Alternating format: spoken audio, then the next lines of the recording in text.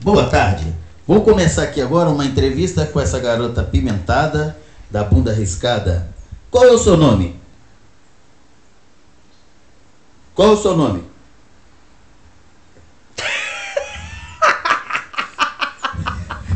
Qual é o seu nome, Pimenta? Colocar no YouTube, porque... Coate. Qual é o seu nome? Coate. Como você se chama? Coate. Marcelo. Marcelo. Quantos anos você tem? 12. Qual é o nome do seu irmão? Maico Beição? Maico Beição. Tá, o Maico Beição. Senta, ô Pimenta. Pimenta, senta aí, Pimenta. Qual é o nome da sua mãe, Pimenta? Oi, mamãe neta. Mas qual é o nome da sua mãe? Sua mãe? Coate. Nanã. Qual é o nome do bonitão do seu pai, daquele gostosão? Mamãe. Marcelo. Mãe, Ô, Pimenta. Marcelo.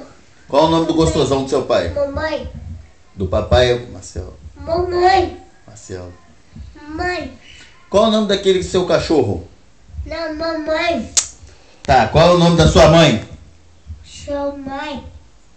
Fala Liliane. direito, né? Lili. Mamãe. Tira a mão. Qual é o nome? Faustão, então. Qual é o nome da sua mãe? Cata. Manate. Então canta pra mamãe, então, Pimenta. Tem as empreguetes, aqui as pimentetes. Vai lá. Manate. Canta. Rio. Rio. Vai. Hoje eu vou comprar R$1 de pão. Canta.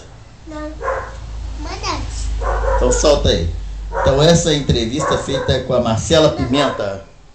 Dá tchau. Dá tchau Dá pro tchau, trabalho. Marcela Pimenta. Tchau, já com Depois beijo. da mulher melancia, da mulher morena, mulher pimenta.